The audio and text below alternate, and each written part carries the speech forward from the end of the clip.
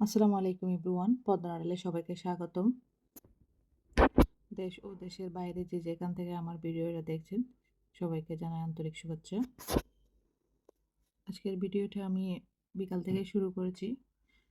প্রথমে নিয়েছি আলুগুলাকে স্লাইড করে কেটে নিয়েছে। এগুলো আমার ছেলে কেটে রেখে দিয়েছে যেন ফ্রেঞ্চ ফ্রাই চিপসের মতো বানিয়ে দিই। আসলে ছোটোবেলায় আমাদের ছিল ছোট ছোট ইচ্ছা, আর সেগুলো পূরণ করতো আমার মা।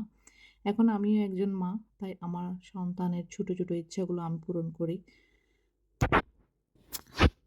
আলুগুলো গোল গোল স্লাইড করে চিপসের মতো কেটে নিয়েছে। স্লাইড দিয়ে চিপস কাটার যেগুলো আছে ওগুলা দিয়ে কেটে সুন্দর করে লবণ দিয়ে পানিতে ভিজিয়ে রেখেছে আধা ঘন্টা ধরে। এখন আমি ভালো করে পানি ফেলে দিয়ে পানি ঝরার জন্য হাতার মধ্যে রেখে দিয়েছি। পানি ঝরার পরে একটা ডেকচিতে নিয়ে নিচ্ছি। নিয়ে এখন আমি লবণ, তারপর হালকা মরিচের গুঁড়া, তারপর চাইলে কর্নফ্লাওয়ারও দিতে পারেন। আমি দিচ্ছি চালের গুঁড়া দিলে কি হয়, একটু ক্রিস্পি হয়। দিয়ে একদম সবগুলো মেখে ফেলবো, ভালো করে মিক্স করে নিব। মরিচ, কেউ যদি ঝাল খেতে চান চিপসগুলো একটু মরিচের গুঁড়ো বাড়িয়ে দিবেন, যেহেতু আমার বেশি ঝালও খেতে চাই না, বেশি মিষ্টিও খেতে চাই না, মিডিয়াম, তাই আমি আমার মতো করে দিয়েছি। রেডি হয়ে গেছে আমার চিপসগুলা মেখে সুন্দর করে। এখন চুলার মধ্যে আমি তেল দিয়ে দিয়েছি, তেল প্রায় গরম হয়ে আসছে। আমি এভাবে একটা একটা করে পটেটোগুলো দিয়ে দিচ্ছি। এভাবে আলাদা আলাদা করে দিতে পারেন, একসাথে দিয়ে ভালো করে চাকনি দিয়ে লেড়ে দিতে পারেন। এগুলাকে একটু সময় নিয়ে ভাজতে হয়, খেতে অনেক মজাও লাগে। আসলে এগুলা ভেজে ভেজে রাখার আমার ঘরে সুবিধা হয় না, কারণ ভাজতে ভাজতে অর্ধেক প্রায় শেষ হয়ে যায়। সবাই খেতে থাকে, ওদিকে ভাজতে থাকি, এভাবে একসাথে বসে খাওয়াটা হয় না তেমন। ৩-৪ মিনিট সময় ধরে ফ্রেঞ্চ ফ্রাইগুলা ভাজতে হয়। এভাবে আলুগুলাকে আমি উল্টিয়ে পাল্টিয়ে দিচ্ছি। একজন মা হিসেবে সন্তানের ইচ্ছা আমাকে পূরণ করতে হয়। তাই আমি ওদের ফ্রেঞ্চ ফ্রাইগুলা কেটে যখন রেখেছে তা আমি ফ্রাই করে ওদেরকে দিচ্ছি সন্ধ্যার টাইমে। চাইলে এভাবে কেটে ফ্রোজেনও করা যায় পুরো মাসের জন্য, যেহেতু এখন আলু অনেক সস্তা। এভাবে সংরক্ষণ করতে পারেন। চিপস বানিয়ে বিভিন্ন স্টাইলের ডিজাইনের বিভিন্ন কাটার দিয়ে কেটে কেটে ফ্রিজে সংরক্ষণ করা যায়। রেডি হয়ে গেছে আমার চিপস। সসের সাথে খেতে অনেক মজা লাগে। দেখুন মাশাআল্লাহ, আমার ফ্রেঞ্চ ফ্রাই প্রায় রেডি হয়ে আসছে। এখান থেকে অর্ধেক খাওয়া হয়ে গেছে, অল্প আছে। এগুলোই আপনাদেরকে দেখাচ্ছি। আসলে আপনারা সবাই জানেন এখন টমেটো আর কাঁচামরিচ অনেক সস্তা, কিন্তু রমজান মাসের শুরু হতে দাম আকাশছোঁয়া হয়ে যাবে। তাই প্রতি বছরে আমি এভাবে কাঁচামরিচ, টমেটো এভাবে সংরক্ষণ করে থাকি, যাতে ৳১ খরচ না করেও টমেটো, মরিচ জোগান নিশ্চিত করতে পারি।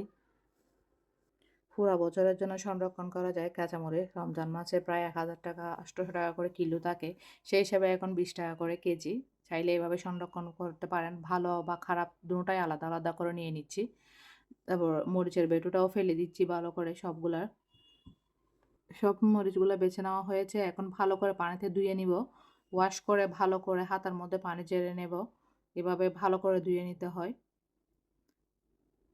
ধুয়ে ভালো পরিষ্কার করে হাতাতে নিয়ে নিয়েছি। আমি প্রায় ঘন্টা ২ এর জন্য হাতাতে রেখে দেব, যেন পানি ঝরে যায়।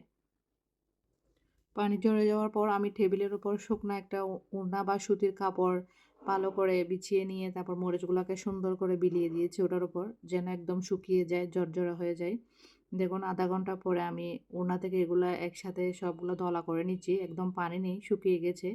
এখন আমি প্যাকেট করে নিব। চাইলে আপনারা প্লাস্টিকে পলিথিন করে রাখতে পারেন বা কন্টেনার আছে বক্স করে রাখতে পারেন।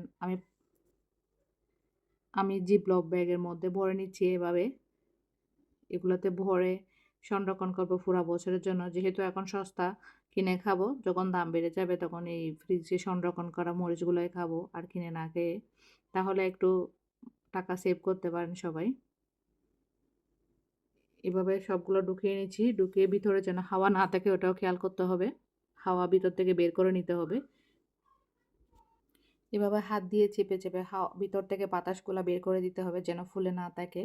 তারপর মুখটা আমি এভাবে লাগিয়ে দিচ্ছি সুন্দর করে, যেন ভিতরে কোনো বাতাস বা কোনো কিছু ঢুকতে না পারে। তাহলে দেখবেন আপনি যেভাবে রেখেছেন মরিচগুলা ওভাবেই থাকবে সুন্দরভাবে।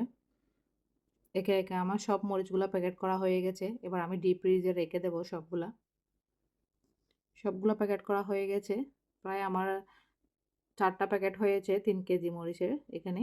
সেই সাথে আমি এখানে 10 কেজি মতো টমেটো নিয়ে এসেছি বাজার থেকে। যেহেতু এখন সস্তা, চাইলে সস বা কেটে এভাবে ফ্রিজে সংরক্ষণ করা যায়। যখন দাম বেড়ে যায় তখন খাওয়ানোর জন্য।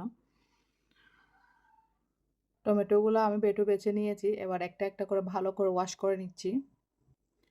সব টমেটোগুলো আমার ওয়াশ করা হয়ে গেছে এখন। আমি এগুলাকে কেটে নিব।